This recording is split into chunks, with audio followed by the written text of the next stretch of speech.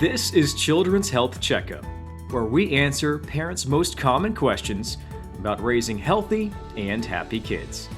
I'm Nolan Alexander, and today I'm here with Betsy Kennard, a psychologist at Children's Health, as we discuss the crucial topic of online safety for children.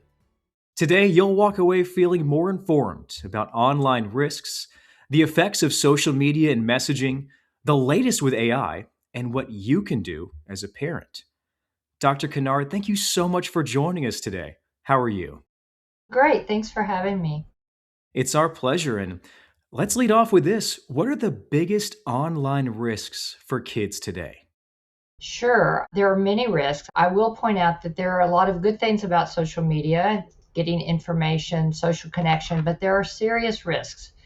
For example, problematic use or kids who can't control their online use. They feel in distress when they're not online. Kids are exposed to harmful content. There's cyberbullying. Also, we know that there's some connection between body image problems and social media use. Again, harmful content such as hate speech can be very difficult for kids. It also can disrupt normal social interaction, particularly if you have problematic use where they're not doing the normal social activities, can result in poor school performance. And we do know there's some association with mental health issues, not necessarily causal, it's just associated. So we have to be very mindful of that. With everything you just mentioned, how do online risks differ by age?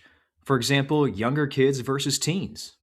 That's a really important question. We know that the average age of children getting a smartphone is between 11 and 12 years old.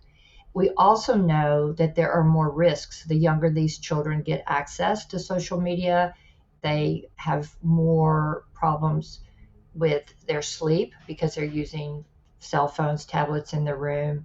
They may experience harmful behavior that can be more damaging, online bullying or access to strangers that are harmful. And these effects are also very harmful for video gaming. We have to be mindful of that too. And just the need for parental monitoring in younger kids is very important. What mental and emotional health concerns do you see most often related to social media, to gaming, and to online interactions? Yeah, and this is in even normal community samples. We see more problems with depression, anxiety, eating pathology, or body image pathology, some association with suicidal thoughts and behaviors. Again, these are associated, it's not necessarily causal, but it's something that we have to be very mindful of because mental health problems, particularly those with high frequency use and problematic use, go hand in hand. How can features like gaming chat rooms, direct messaging, and live streaming put kids at risk?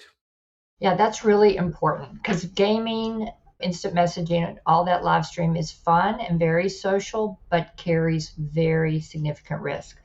These kids can have contact with strangers who might pretend to be kids or who might be grooming them.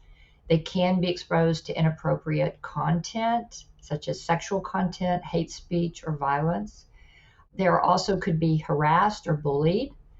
And they're often, particularly younger kids, might give up privacy and personal information that infers some risk. We want to be aware of any kind of scamming or financial exploitation. And as you know, that kids make mistakes all the time, and the ones that you make online are typically permanent.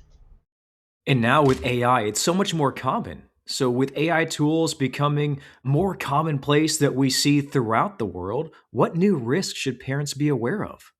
I think the first thing parents need to be aware of that in a recent study, we found that 72% of kids ages 13 to 18 say that they've interacted with AI chatbots or companions. And yet, only about 30% of parents are really talking to their kids about how they're using AI. We also know that kids are using AI in schools for homework, whether parents are aware of it or not. We also know that kids find the AI companions or chatbots very appealing. So we need to be mindful of that.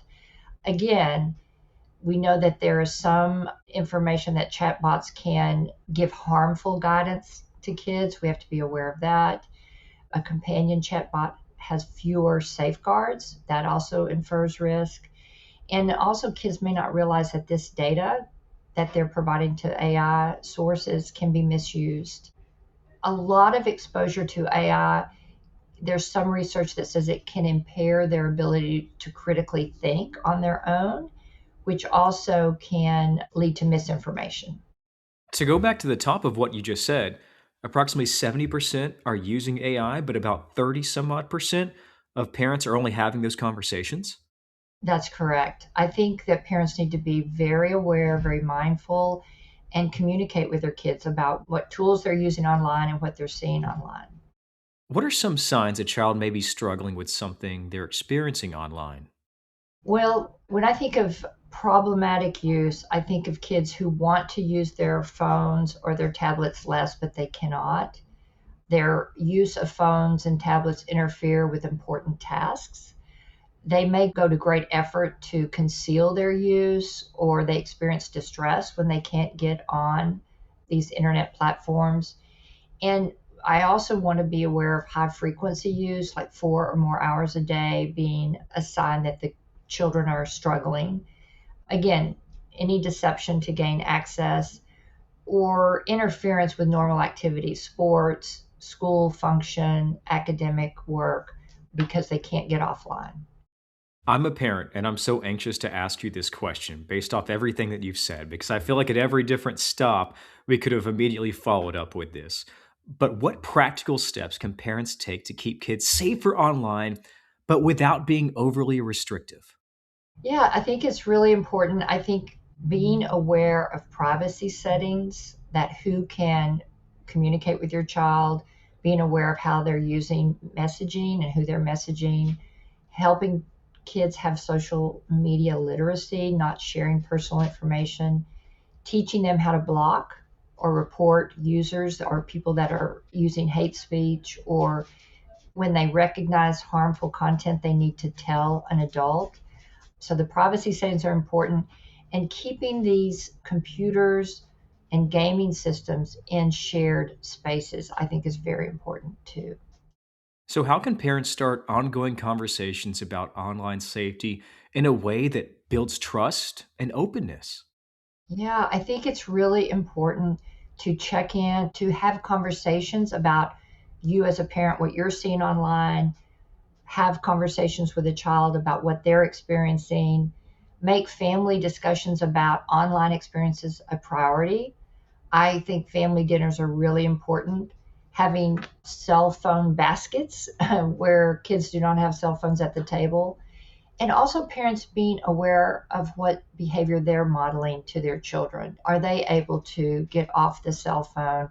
If they're online ordering groceries, they can say, "Hey, I'm online ordering groceries. I'm about to get off," so that they're communicating what they're doing online.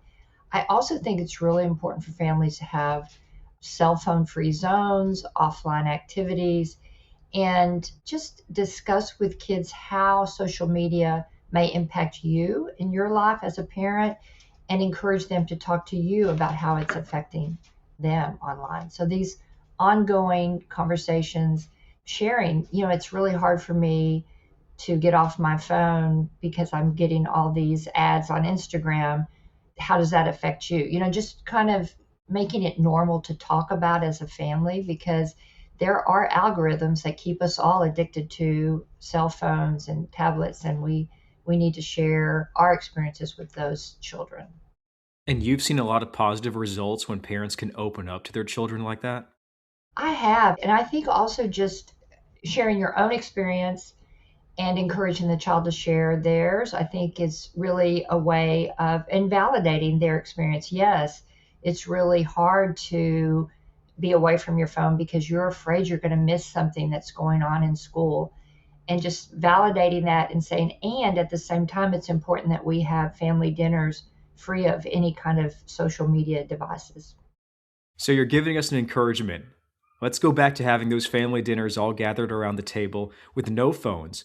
But it is important to be able to have that a part of our discussion for what's going on with online communication. Yes, and I think too, just as a parent, you want to protect your child from risk. And at the same time, you need to acknowledge that there are some good things about social media. The kids do like social media. And at the same time, just helping them to make good decisions using social media in a way that really is consistent with their values and with your family values. And I think if kids can learn, okay, this is a tool and it's a tool that has to be managed so that I don't miss out on academic accomplishments or sporting accomplishments or social events. Great information and advice. Thank you so much for your time and insight today, Dr. Kennard. You're so welcome. Thanks for having me. Thank you for listening to Children's Health Checkup. For more information on how to support your child's mental health, visit childrens.com/psychiatry. If you found this podcast helpful, please rate and review or share this episode, and please follow Children's Health on your social channels.